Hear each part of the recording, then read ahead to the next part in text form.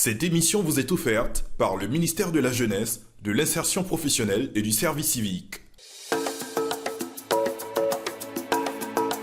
Bonjour à tous et bienvenue dans Focus PJGouv. Aujourd'hui sur la question de promotion de valeurs citoyennes et ce sera avec l'Office du service civique et national. Leur mission, participer aux valeurs citoyennes et surtout éduquer afin d'en faire des Ivoiriens nouveaux. Le directeur du service national des jeunes, du bénévolat et du volontariat nous fera le plaisir d'être notre invité pour ce numéro. Il nous permettra de mieux comprendre l'axe de PJGouv consacré justement à l'engagement citoyen et l'éthique sociale de la jeunesse. Bienvenue dans Focus PJGouv.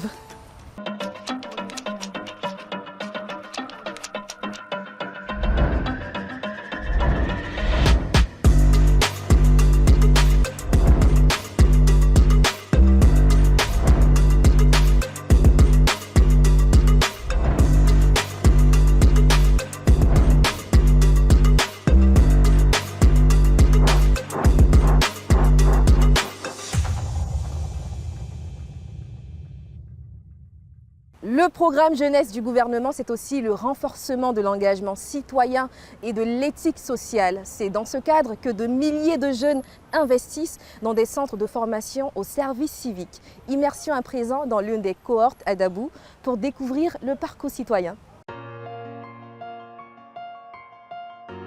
À un peu plus d'une heure de route d'Abidjan, dans la localité de Dabou, voici une école d'instituteurs transformée en centre d'éducation au civisme, aux allures de camp d'entraînement.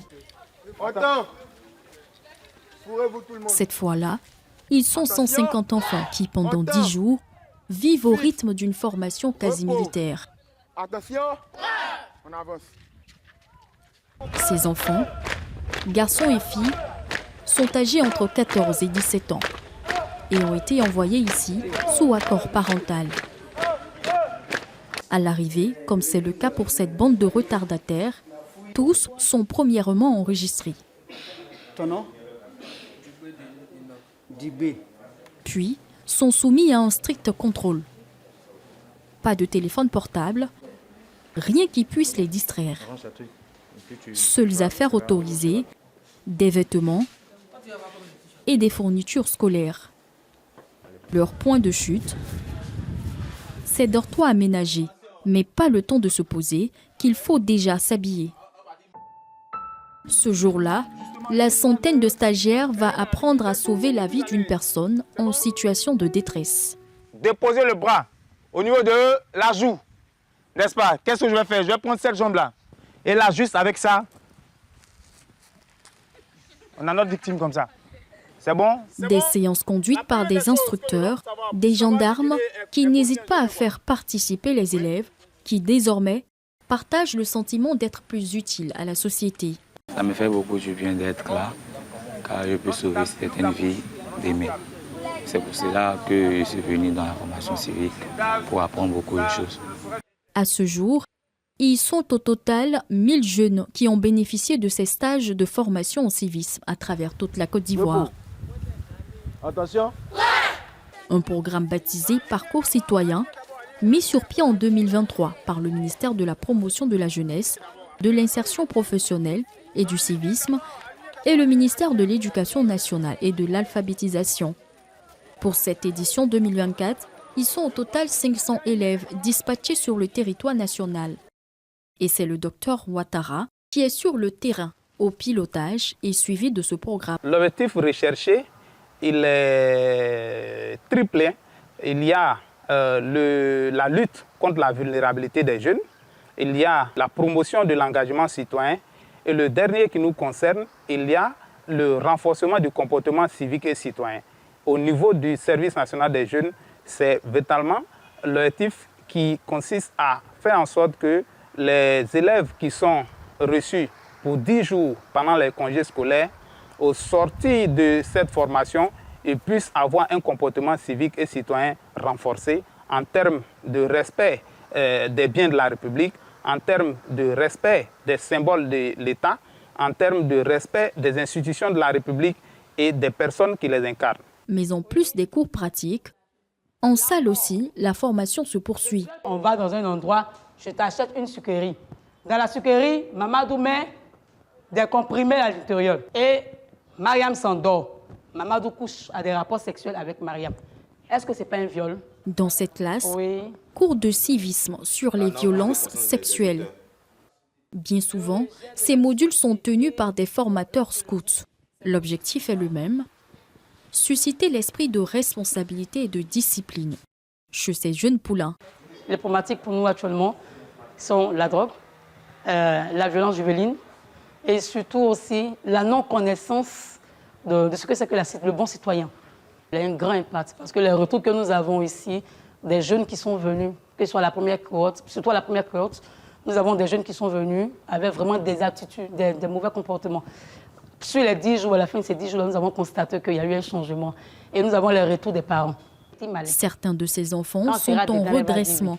Pour eux, comme pour les parents qui les envoient ici, l'espoir est d'avoir à l'issue de ces formations des citoyens nouveaux. Il y a les choses que je faisais, mais je ne peux plus faire. Par exemple, si je vais à la maison, tout de suite, des fois, je partais, quand je quitte à l'école, j'enlève mon kaki et puis je sors. Mais quand je vais partir à la maison, je vais étudier. Et c'est les samedis, dimanches, je vais sortir. Cultiver le civisme et faire grandir l'amour de soi, du prochain et du pays dans les jeunes esprits, un objectif pour l'État de Côte d'Ivoire qui entend d'ici 2025 former 5000 enfants comme ceux-ci. Discipline et rigueur sont les valeurs qui caractérisent le service civique, valeurs que partage également notre entrepreneur du jour, Rachel Ndeni. Elle est la fondatrice de Nana Friandises. Elle a réussi le pari de moderniser le caramel de notre tendre enfance. Elle a aussi obtenu le prix national du jeune entrepreneur Alassane Ouattara. Découvrons son profil maintenant. Bienvenue. Merci. Comment ça va? Je vais bien, vous-même? Bien, merci. Ce sont mes paquets? Oui. Sous ces emballages, difficile de ne pas les reconnaître. Les traditionnels bonbons à l'arachide de votre enfance. Mais ici, revisités et commercialisés depuis quelques années par cette femme, Rachel Ndeni, la trentaine. Ici à Angré, elle vient honorer une commande passée par une de ses fidèles clientes. Des caramels, des toffees ou encore des cocos grillés, plébiscités par les consommateurs. J'apprécie tous les parfums. Je pense qu'elle a commencé d'abord avec le toffee et puis au fur et à mesure, elle est passée à autre chose. Donc on a commencé avec les toffees et après on est passé avec les caramels, tout ce qui est confiserie. Elle a plusieurs parfums. En tout cas, non seulement mes clients apprécient, mais en plus de ça, même moi j'apprécie. Non seulement le goût y est, mais c'est joli à voir. Et ça fait vraiment plaisir de voir qu'une jeune dame, une jeune Ivoirienne, une leader, mais s'attelle à moderniser notre toffee naturel, notre caramel naturel qu'on connaît.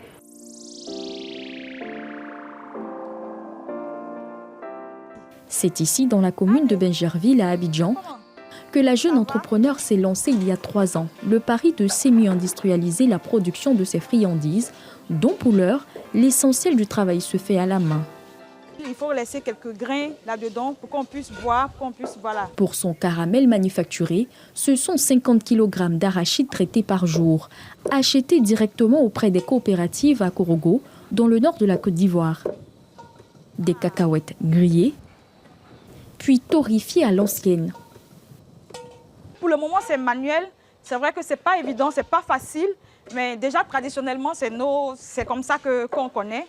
Et au fur et à mesure, nous allons améliorer le processus de fabrication, surtout la pénibilité, parce que c'est vrai que ce n'est pas évident de piler 50 kg d'arachides par jour manuellement. Au total, Rachel Ndeni emploie 11 personnes qui s'attellent aussi en cuisine à la cuisson des graines broyées. Sur le feu, par vagues successives, la poudre d'arachide est mélangée au sucre fondu jusqu'à l'obtention d'une épaisse couche de caramel chaud. Pas 1 gramme de plus, comme j'ai dit, pas 1 gramme de moins. Au quotidien, Rachel Ndeni est au four et au moulin. Elle s'assure du respect scrupuleux des procédés qu'elle a elle-même établis dans la fabrication de son produit pour obtenir le pari de la qualité et ainsi le démarquer sur le marché local. Traditionnellement, les caramels sont faits, c'est pas dosé, rien, c'est pas maîtrisé, voilà, c'est pas contrôlé. Et donc nous, chez nous, vu qu'on veut apporter C'est vrai qu'on on remet le caramel de notre petite enfance, on propose ça aux clients, mais on veut leur donner un produit de qualité qui ne va pas venir détériorer leur santé. Pour rendre son caramel plus compétitif, Rachel Ndeni est passée de 5 millions au lancement à un investissement de 20 millions de francs CFA. Au fil des ans, elle entend moderniser sa production et s'est récemment équipée de cette machine qui lui permet d'ensacher plus rapidement et en grande quantité ses carrés de friandises. Au départ, quand on produisait de manière manuelle, carrément toute la production était manuelle, nous produisions 1500 à 2000 bonbons par jour. Mais aujourd'hui, avec nos équipements, nous produisons jusqu'à 100 000 bonbons par jour. Ça a un impact parce que vous convenez avec moi que des caramels emballés, voilà, il n'y en a pas encore ici. Et donc, les clients sont heureux de savoir qu'il y a un packaging qui est beau. Si vous regardez nos packaging, vous allez voir du pain à Caen, du pain, comme on communément appelé à Lyon, à Gagnois. Donc, il y a la tradition qui est là, il y a la modernisation, c'est vrai, mais il y a la tradition qui est là et nos packaging sont vraiment appréciés. Une stratégie payante, car aujourd'hui, la jeune entrepreneur réalise annuellement un chiffre d'affaires de 15 millions de francs CFA. Des revenus issus de ces petits plaisirs, vendus à 3 000 francs CFA le paquet de 30 pièces, qu'elle livre à des revendeurs dans certains pays de la sous-région. Vu que toute la matière première, nous nous approvisionnons dans les zones agricoles, donc nous contrôlons le coût de production qui nous permet de pouvoir nous aligner sur les prix et pouvoir avoir un gain assez conséquent. Nous avons plusieurs offres parce que nous avons des produits, des offres pour enfants, pour les entreprises, pour les cérémonies, donc les mariages, les dots. Donc nous avons plusieurs offres et les demandes viennent de partout. Sa passion pour le caramel, Rachel Ndeni l'a cultivée depuis son bas âge. D'inoubliables souvenirs qu'aime à se rappeler Rachel Ndeni et sa sœur aînée lorsqu'elles se retrouvent. Je suis fière, je suis fière. C'est comme si tu prenais le drapeau de la famille. Ndeni. Ah, ça c'est lourd. Oui, c'est lourd. C'est pas lourd, non. Sincèrement, je suis fière, je suis fière. C'est de notre maman que Rachel a copié. Elle nous faisait des filles, des caramels. Que moi, je vendais à l'école. Et elle aussi, quand elle arrivait, elle aimait tellement manger. Et quand elle arrivait, je crois, de CM1 par là, maman dit, bon, tu vas commencer à vendre. Et quand elle part à l'école, elle va avec, pour 1000 francs, elle t'amène 500 francs, parce qu'elle bouffe la moitié. Une petite victoire pour Rachel Ndeni, qui, grâce à ce projet, s'est taillé la part belle en 2022, en remportant le prix Alassane Ouattara du jeune entrepreneur émergent. Mais elle rêve encore plus grand, un jour peut-être, avoir toute une usine et exporter son caramel. Programmes et opportunités de formation et de croissance, nous vous en présentons toujours dans cette émission. À présent, nous découvrons un élément de l'agence Emploi Jeunes. À présent, quelques annonces d'emploi et de stage que vous offre l'agence Emploi Jeunes. Commercial en voiture de niveau Bac+2 à Fer-Kessédougou. Date de clôture 4 septembre 2024. Vendeur à moto, niveau terminal à Fer-Kessédougou. Date de clôture 4 septembre 2024. Responsable commercial, niveau de formation, Bac+4 ou 5. Lieu de travail, Congo-Brazzaville. Date de clôture, 1er septembre 2024. Clerc de notaire, niveau de formation requis, Bac+2 ou 3. Lieu de travail, Abidjan. Date de clôture, 1er septembre 2024. 20 postes de soudeur certifié, niveau de formation, terminal. Lieu de travail, en haute mer. Date de clôture, 31 août 2024. Stagiaire assistant commercial, niveau Bac+2, lieu de travail, Abidjan-Cocody. Date de clôture, 30 septembre 2024. Stagiaire technicien supérieur agricole, niveau Bac+2, lieu de travail, Abidjan-Cocody. Date de clôture, 30 septembre 2024. Pour postuler, remplir le formulaire disponible sur le site www.agenceemploijeune.ci. Consultez le site de l'agence Emploi Jeunes. De nombreuses opportunités d'emploi et de stage vous y attendent.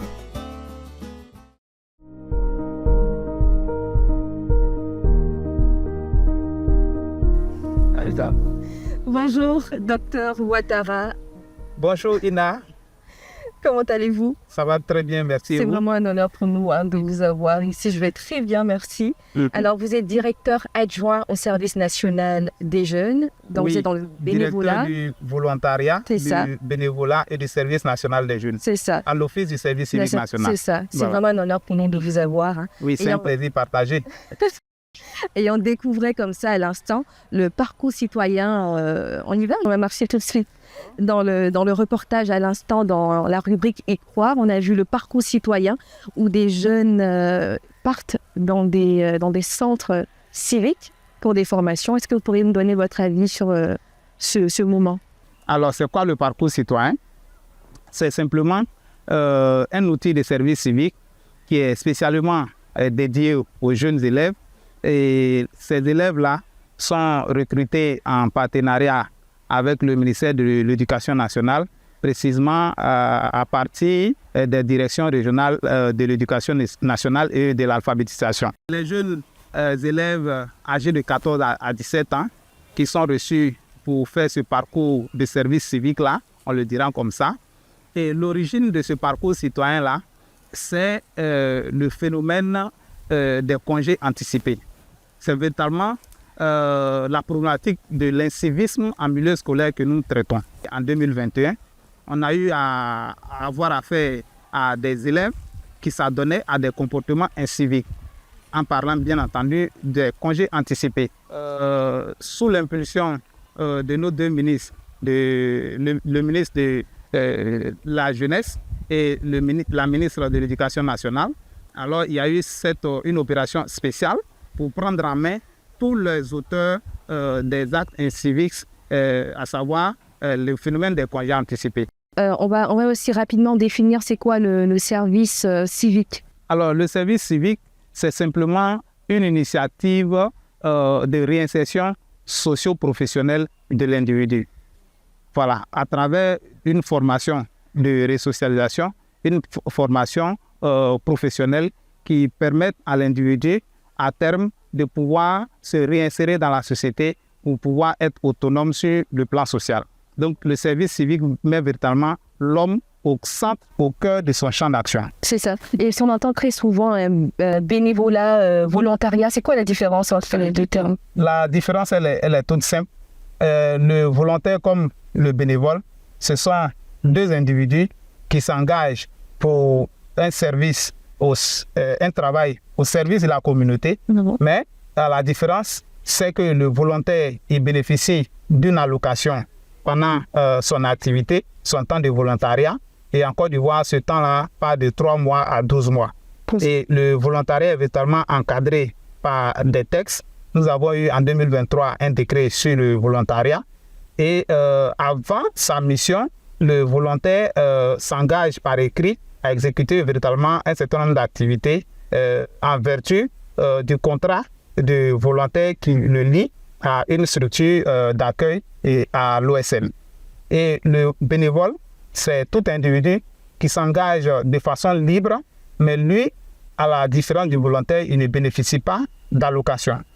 Donc, j'ai un bout de temps, je trouve nécessaire d'apporter ma contribution à ma communauté sur un domaine bien précis. Alors, je me mets au service de la communauté, mais cela de façon gratuite et désintéressée. C'est ça. Et tout à l'heure, pour y revenir, vous avez parlé d'incivisme, justement, de cette jeunesse et de délinquance juvénile. Et justement, pour y pallier, le gouvernement ivoirien, à travers l'OSCN, a mis en place des centres civiques pour aider, pour contribuer justement à propager ces valeurs citoyennes.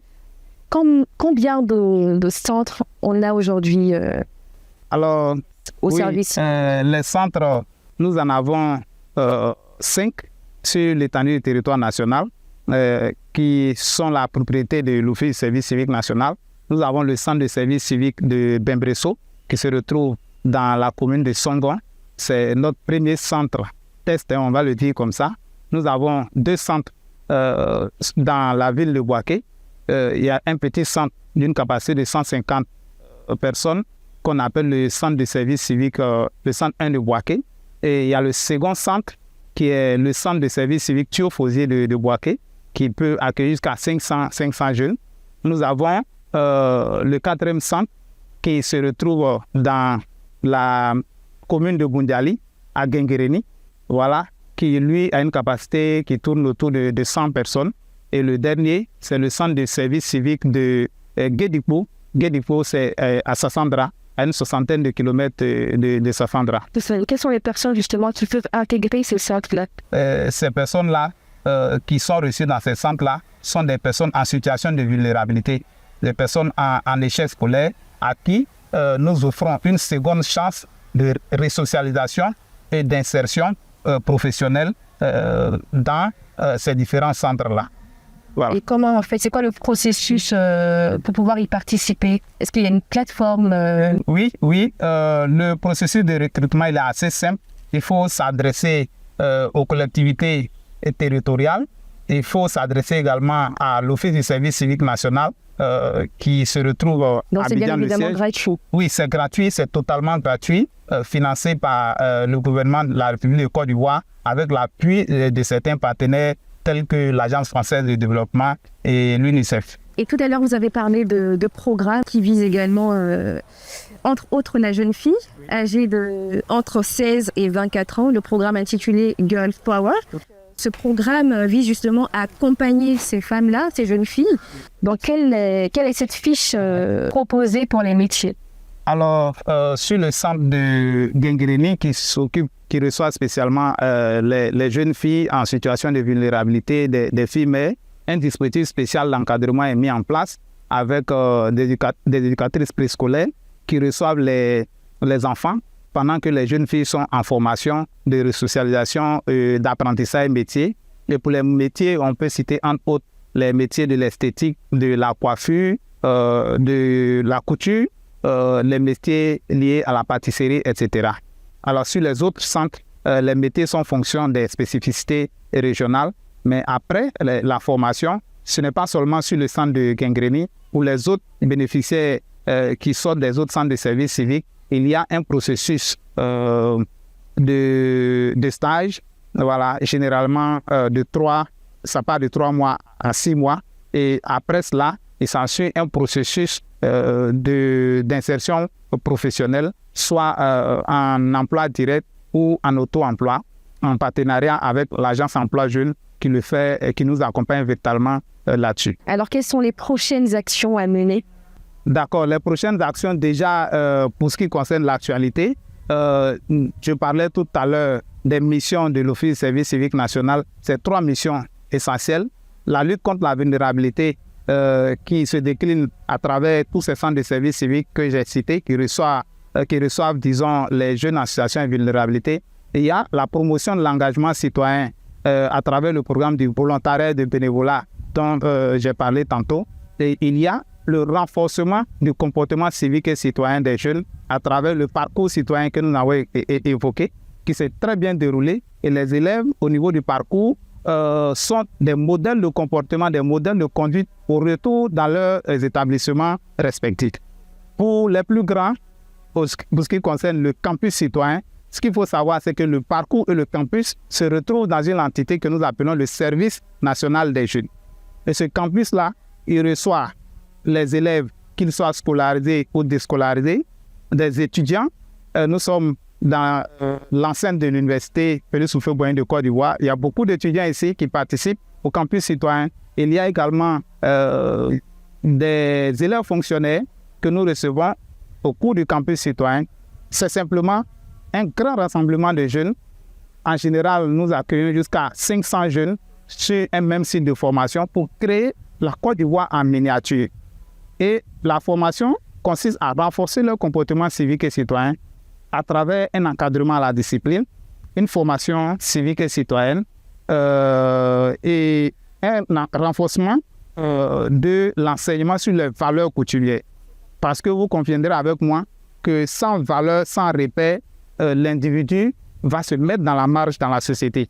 Et donc, il nous faut renforcer cela pour que nous puissions aboutir à l'Ivoirien nouveau tant souhaité par le président de la République. Nous sommes malheureusement au terme de notre émission, Dr Ouattara. Est-ce que vous avez un mot là à adresser à tous ces jeunes qui nous observent maintenant pour les inciter à justement rejoindre ces centres de services civiques? Oui, effectivement, nous avons eu du mal à nous arrêter parce que le service civique nous passionne. Comme mot de fin, je voudrais inviter les jeunes résidant sur toute l'étendue du territoire ivoirien à s'approprier les différents outils du service civique. Précisément, le campus citoyen qui va se dérouler dans les prochains jours au lycée Félix Houphouët-Boigny de Korogo, où nous accueillerons 400 jeunes pour un campus spécialement dédié à la zone du Nord, avec comme thématique centrale la paix et la cohésion sociale chez les adolescents et les jeunes. Merci beaucoup, Dr Ouattara. Vous êtes directeur adjoint au service national des jeunes à l'OASN. C'est un plaisir pour nous de vous accueillir là pour ce numéro où nous parlons justement de parcours citoyen, de renforcement de compétences citoyennes. Et voilà, qui nous envoie au terme de cette émission. C'est un plaisir pour nous de vous partager cette émission avec à l'honneur la promotion de valeurs citoyennes. N'oubliez pas, on se retrouve au prochain numéro de Focus PGGouv. Portez-vous bien et à très bientôt. Cette émission vous a été offerte par le ministère de la Jeunesse, de l'Insertion professionnelle et du Service civique.